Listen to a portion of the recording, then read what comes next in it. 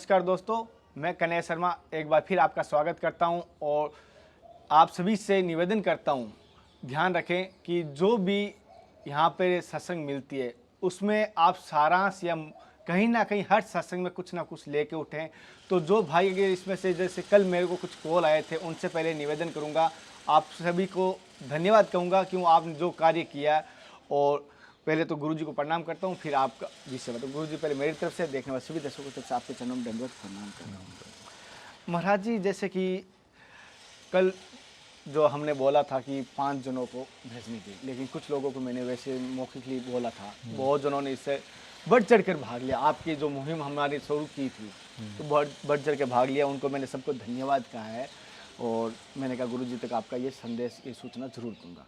और एक साधक है जो मतलब एकदम हमारी सत्संग से पहले से भी जुड़ा हुआ था, और वो कह रहा है कि जैसे अगर मैं किसी कार्य में झूठ बोलता हूँ, जैसे कहा जाता है कि झूठ बराबर पाप नहीं है या झूठ बराबर पाप नहीं है, तो मेरे कार्य में झूठ बोलता हूँ, अगर उस कार्य में झूठ में कहीं अगर मेरा खुद का फायदा हो रहा है और साथ में किसी और का भी फायदा हो रहा है, क्या मुझे पाप का भागीदार बनूंगा? क्योंकि हर कार्य में कहीं ना कहीं हर व्यक्ति पूरे दिन साथ नहीं बोल पाता है, तो मैं उसमें मार्गदर्शन कीजिए। हाँ, पहले तो वो क्लियर बताए झूठ किस क्षेत्र पर बोलता है और इसमें दूसरे को क्या फायदा होता है।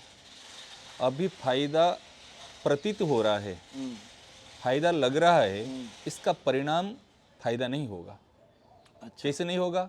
जैसे आप झूठ बोल रहे हैं किस काम के लिए, झूठ बोला आपने, झूठ बोल के काम करा दिया, परंतु झूठ तो छिप ही तो नहीं रहेगी, एक दिन प्रकट होगा। एक दिन प्रकट होने के बाद जो विश्वास था मेरा, वो विश्वास टूट जाएगा।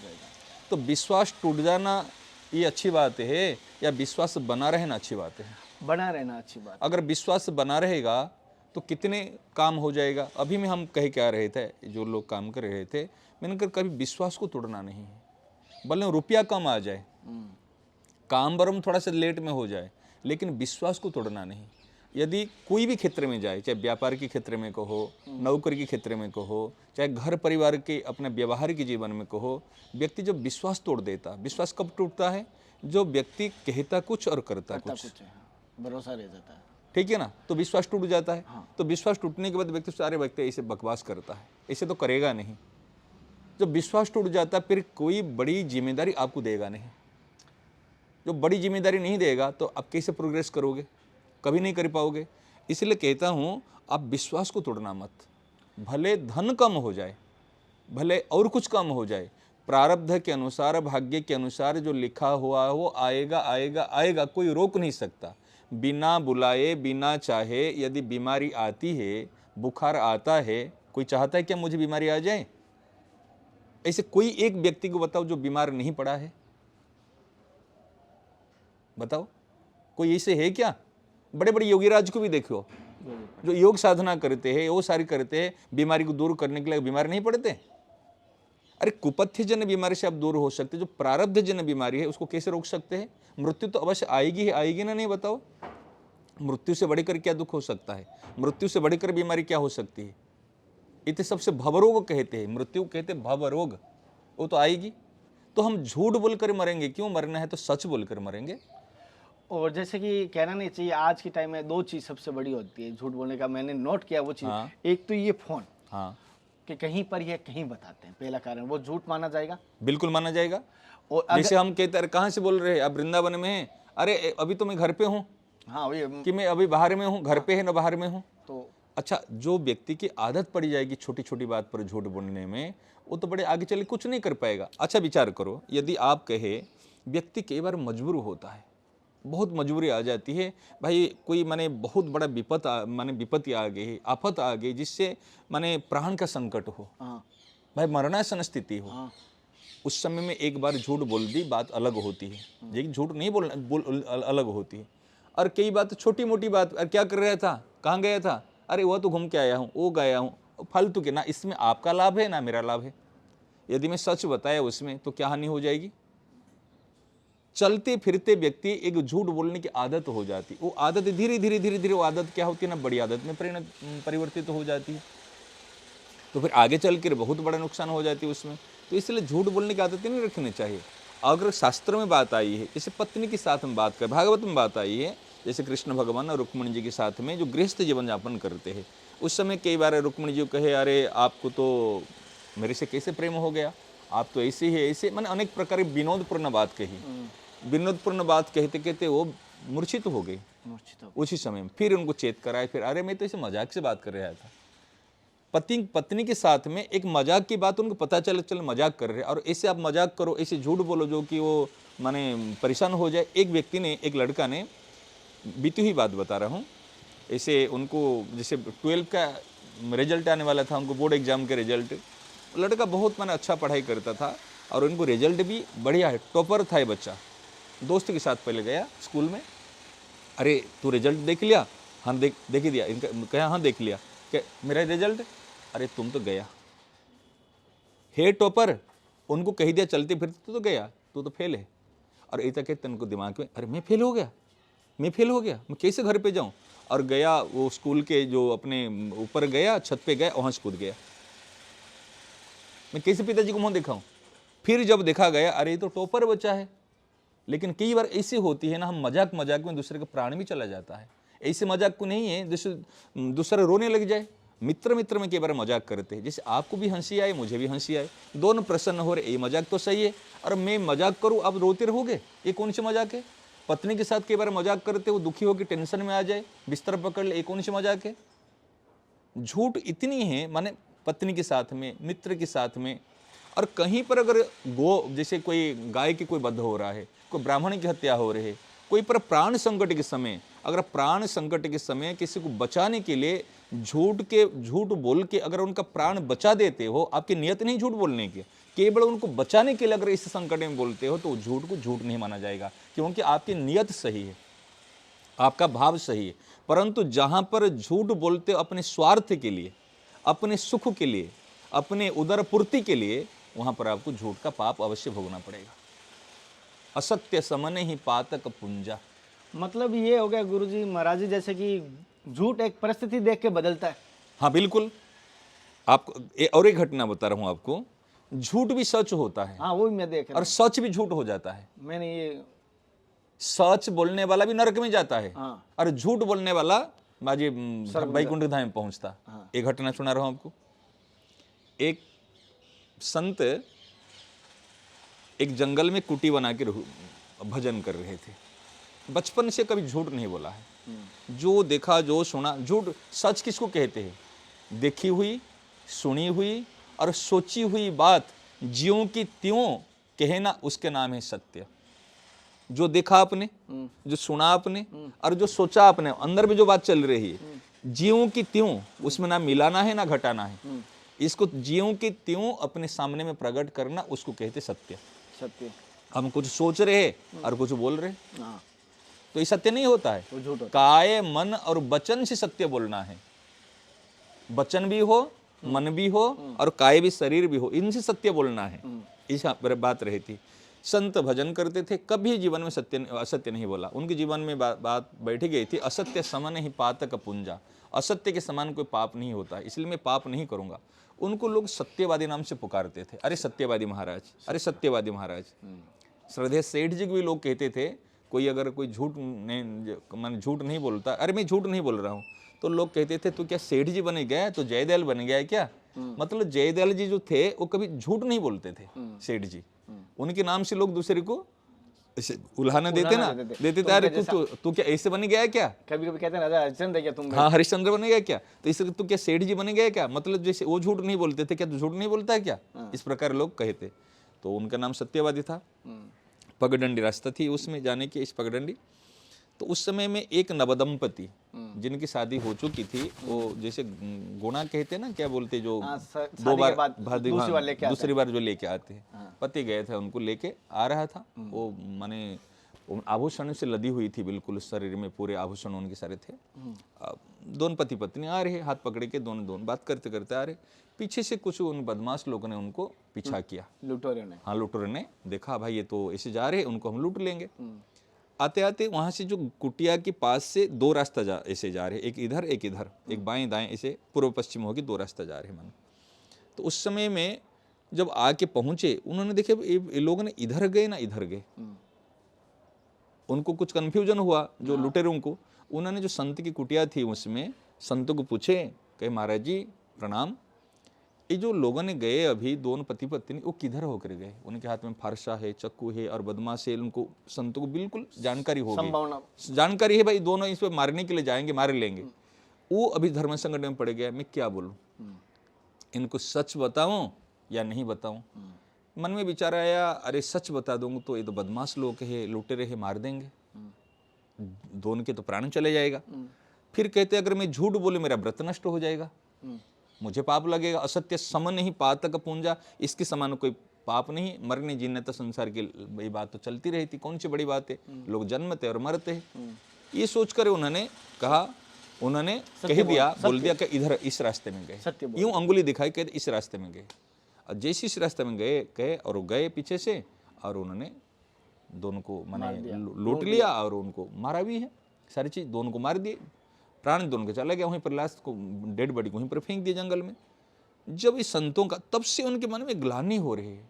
भजन करते हैं, साधन करते हैं, पाठ करते हैं, पूजा करते हैं, लोग सत्यवादी कहते, प्रशंसा, एक अंदर से एक चीज कचोट रही है उनको, माने कुछ चीज खा जा रहे हैं उनको, खुद की नजरों में, खुद की नजर में से मैं क्या क्या, माने अशांति, पाप का फल तो इससे कुछ गलत काम करते हैं ना, तो भले दूसरे को पता चले नहीं चले, अब अंदर में बिल्कुल उस चीज को हमारे अंदर से लगता महसूस होता है, हम इसको हम इग्नोर करते हैं, ये नहीं होना चाहिए। तो अंदर में इससे होने लगा। तो फिर कुछ दिनों के बाद उनका शरीर गया। जो शरीर गया वो ठेठ नरक में जाके पहुंचे, ठेठ नरक। उन्होंने कहा, अरे भैया मेरे को तो मैं जीवन भर असत्य नहीं बोला, भजन किया हूँ, पाठ किया हूँ, पूजा किया हूँ, ये किया हूँ, मैं तो सत्य बोला हूँ। कि सत्य नहीं, महान झूठ है, जिससे किसी का प्राण चले जाए। आप ऐसे कहा ना, आप चुप रह जाते, आप चुप रहे थे उस समय में, अगर कोई ऐसे बात हो आप चुप रहे थे कुछ, लेकिन आपने अंगुली दिखा के बताया इधर गए हैं, मतलब आप अपने प्रसिद्धि के लिए, प्रशंसा के लिए, आप अपने स्वार्थ के लिए दूसरे के प्राण चले गए। आपको जानकारी थी कि भाई उनको प्राण ले लेंगे, उनको मार देंगे, फिर आप बताया क्यों? ये वो सत्य बोलना भी वहां पर झूठ हो गया। बात है, कई बार एक गौ माता है, अब ये बीती हुई बात बता रहा हूँ। एक बार जो लोग होते ना बदमाश लोग, सारे गौ माता को चोरी करके जो सारे कई ऐसे माने लोग होते ट्रक में, और इसे सब लाद के रखे, उसके अंदर सब गौ माता के ऊपर में तो कुछ सामान रख दिए और भीतर में सारे इस करके वो ट्रक लेके जा रहे हैं, हम बुचड़खाने में लेके जा रहे हैं। एक व्यक्ति ने देखा, उनको देखा तो उन्होंने भाई कहा ये तो ट्रक लेके जा रहा है। ये असम की बात बता रहा हूँ, जोराहट नाम है, और वहाँ पर छुड़ाए गए गाय अभी तक भी वहाँ पर है। हम वहाँ पर सत्संग करके आए थे अभी गीता जयंती के पे, तो वहाँ पे जब ऐसे लोग जा रहे थे तो उन्होंने सोचा भाई ये तो गौ माता को तो लेके जा रहे हैं। उन्होंने एक बार कहा, देखो अगर तू बता देगा हम मार देंगे। लोग धमकी देते उनको, उन्होंने चुप हो गया, कोई बताया नहीं उस समय में, उन्होंने बात बताया नहीं। फिर उनके मन में आया बात को, तो उन्होंने कहा चलो मैं बताऊंगा नहीं। उन्होंने हाँ कर दिया, झूठ बोला कि मैंने बताऊंगा नहीं, आप जो कहा मेरे छोड़ दो। छोड़ दिए। छोड़ने के बाद में कुछ दिन के बाद में वो जाके बात बता दी। वो ट्रक वहाँ पर किस कारणवश वो ट्रक से वो निकाल नहीं पाए थे गाय। जब बता दिया, बता देने के बाद में फिर उन्होंने, इनसे तो झूठ बोला मैं बताऊंगा नहीं, उन्होंने विश्वास से छोड़ दिया। फिर उन्होंने जाके बात को बता दी तो इतने गायों की प्राण रक्षा हो गई उसमें। तो उन्होंने एक बार पूछा कि महाराज मैंने तो झूठ बोला हूँ, और इतने गायों को मारने के लिए जो ले जा रहे थे, मेरे मन में आया उनसे तो मैं झूठ बोला हूँ, लेकिन बता दिया, ये क्या मुझे पाप लगे? हम बोले बिल्कुल पाप नहीं लगेगा। क्यों? इतने प्राणियों के अपने प्राण बचाया आपने, किस पाप लगेगा? यदि आप अपने स्वार्थ के लिए झूठ बोलते हैं, अपने सुख के लिए झूठ बोलते हैं, ये होता है झूठ। आपका नियत क्या है, आपका भाव क्या है, इस पर डिपेंड करता है। जैसे कि युधिष्ठिर ने एक समय झूठ बोला था, मेरी नजरों में महाभारत युद्ध के समय, लेकिन उनके मन में तो अलग बात थी कि गुरुजी वहां बैठ जाएंगे या शस्त्र त्याग देंगे।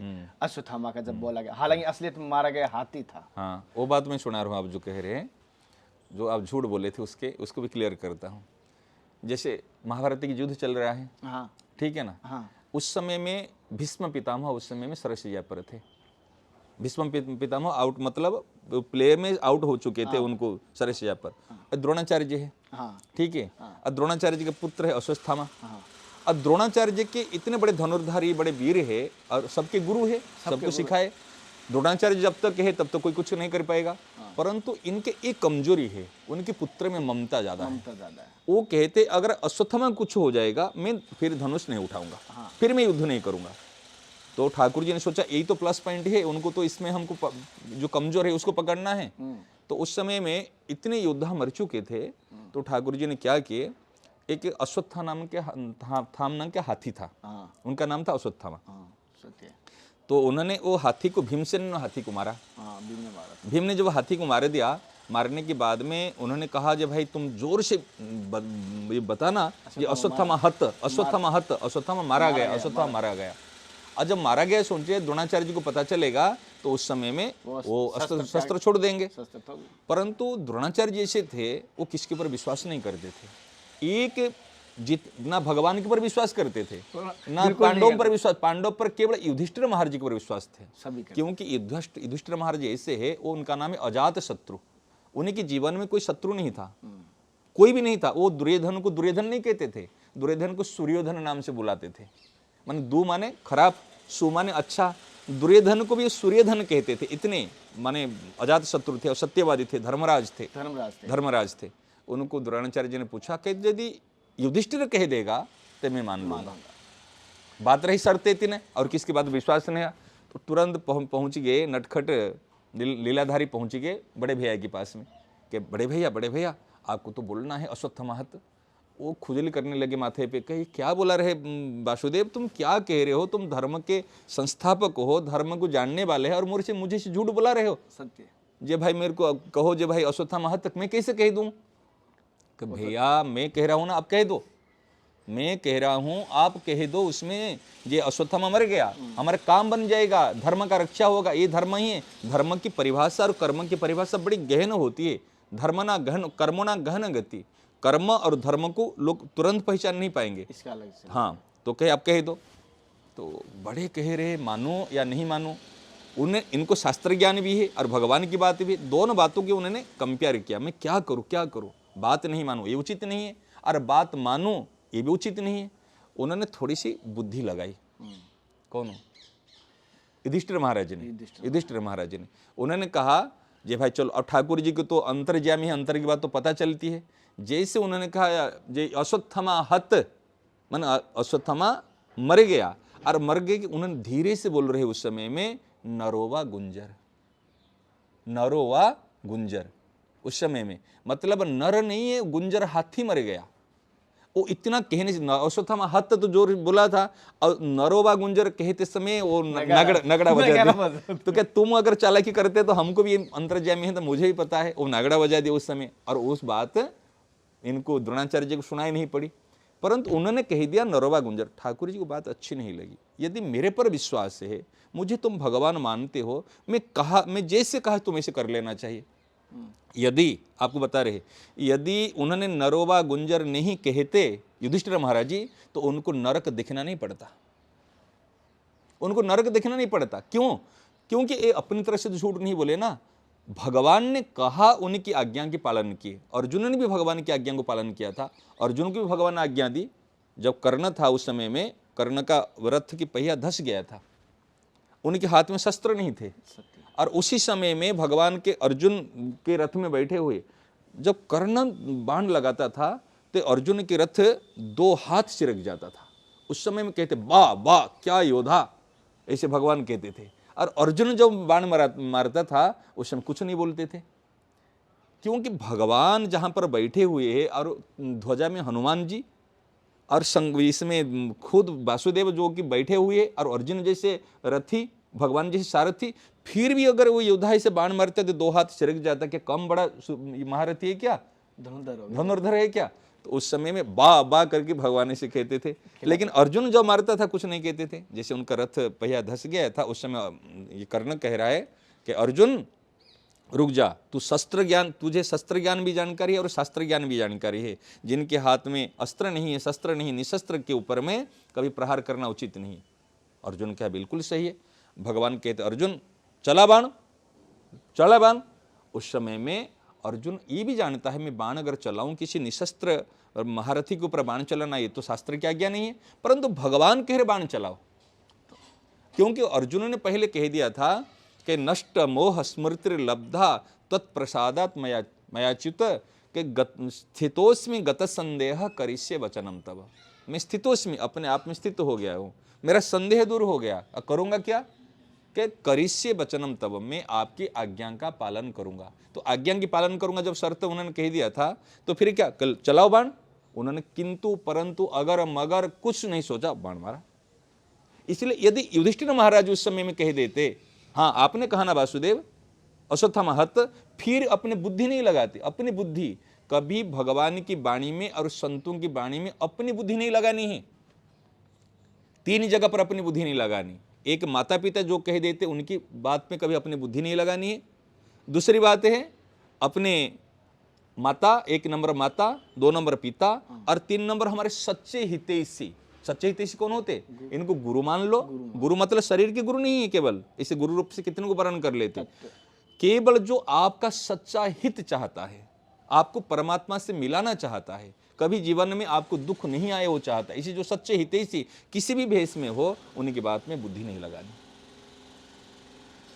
तो माने जो सच्चे हितैषी गुरु है, अब भगवान की समान गुरु कौन मिलेगा? कृष्ण बंदे जगत गुरु। तो उन्हीं की बात में हम बुद्धि क्यों लगाएंगे? तो इसीलिए इसी कारण से युधिष्ठिर महाराज जी को नरक का दर्शन हुआ, जाते समय नरक का दर्शन किया। जैसे कि महाराज जी ने झूठ के लिए आपने जो कहा था, और मन में जो विचार थे झूठ बोलने के लिए या मजाक में झूठ बोल रहे हैं, सारी की सारी व्याख्या की थी और सारे के सारे बताए। और झूठ अपनी परिस्थिति के अनुसार बदलता भी है।